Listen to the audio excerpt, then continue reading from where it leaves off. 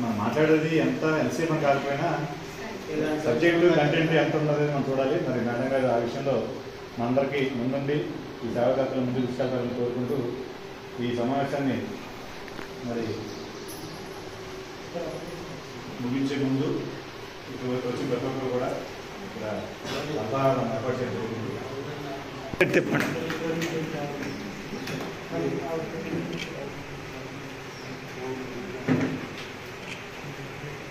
తోడ్పాటు కావాలని కోరుకుంటూ ఈ సమావేశం గురించి మాట్లాడుతుండగా ఈరోజు 1000 రూపాయలు ఆయన అందించడం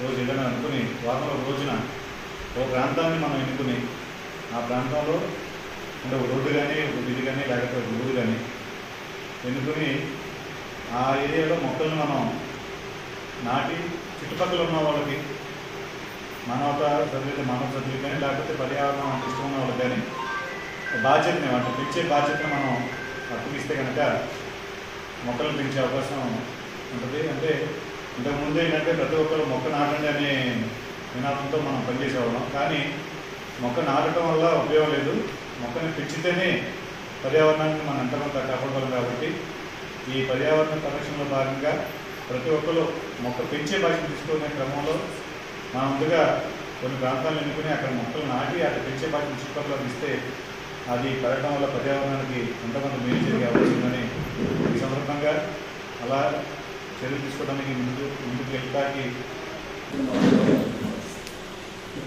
కాకపోతే మేమేంటంటే ఈ సంవత్సరం మా సభ్యులందరూ కలిపి కూర్చుని మా అధ్యక్షుల ఆధ్వర్యంలో మేము మనసు పెట్టి చేసే కార్యక్రమాలు ఎక్కువగా ఈ సంస్థని పల్లెటూళ్ళలో కూడా తీసుకెళ్ళి ఆ పల్లెటూళ్ళలో ఉన్న ప్రజలను కూడా చైతన్యవంతం చేసి మానవతా సంస్థ యొక్క కార్యకలాపాలని వినియోగించుకునే వాళ్ళే కాదు, దానికి సహాయపడే వాళ్ళ సంఖ్యను కూడా పెంచడానికి మా వంతు కృషి చేసి ఈ సంస్థలో మా భాగాన్ని మా సంవత్సరాన్ని 2024-25 అనే సంవత్సరాన్ని బహు చక్కగా తీర్చిదిద్దుతానికి మేమందరం ఒక వాహనం కావాలి.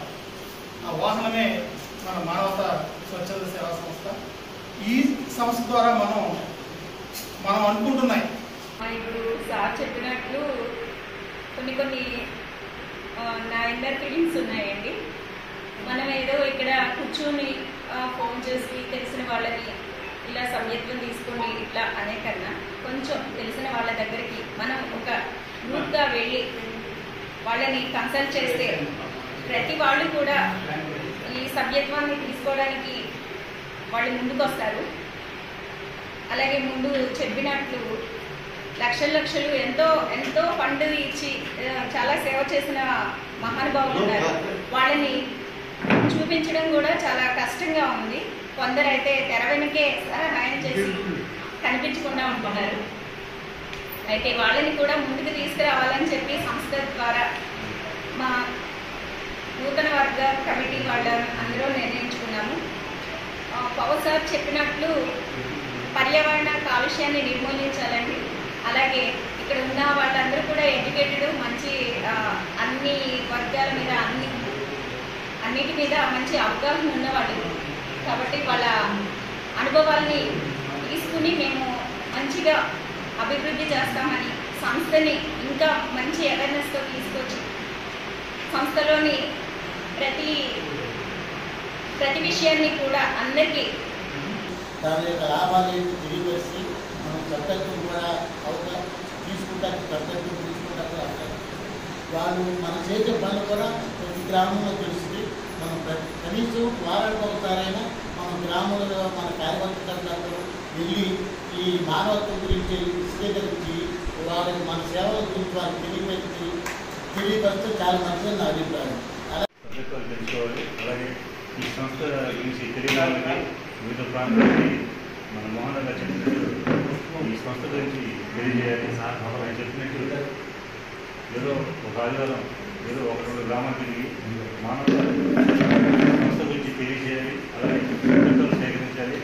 సభ్యత్వాలు సేకరిస్తున్న పాటు రాజులు ముందుకు వస్తారు. అలాగే ఈ సంస్థ గురించి తెలుసుకున్న వాళ్ళు సహాయం చేసే వాళ్ళు కూడా వస్తారని ఈ సందర్భంగా మంచి సహాయకారని చెప్పి నేను కోరుకుంటున్నాను. అలాగే ప్రతి ఒక్కరు కూడా సభ్యత్వాలు పెంచుకొని ఈ సంస్థని ఆర్థికంగా ముందుకు తీసుకెళ్తున్న బాధ్యత మనందరిపైన ఉంది. మనందరం ముఖ్యంగా సభ్యత్వాలు ఎక్కువగా గత సంవత్సరం కంటే ఈ సంవత్సరం ఎక్కువగా చేసుకుంటే మనకి ఎక్కువగా సహాయం చేయడానికి అవకాశం ఉంటుంది. వారం రోజులైన ప్రమాణ స్వీకారం చేసి సక్సెస్ఫుల్గా మొదటి వారంలోనే వారు కొంత డెవలప్మెంట్ చూపించినట్టుగా కనిపిస్తుంది. ఇప్పుడే మరి 200 మంది సభ్యులు జాయిన్ చేసామని చెప్పారు. అయితే రెన్యువల్ అంటే పాత వారితో కట్టించుకోవటం అది కామన్. కొందరు వస్తారు, కొందరు రాకపోవచ్చు. కానీ కొత్త వారి కోసం కాన్సన్ట్రేషన్ చేయడం కూడా అవసరమేమో అని నా సూచన. మోహన్ రావు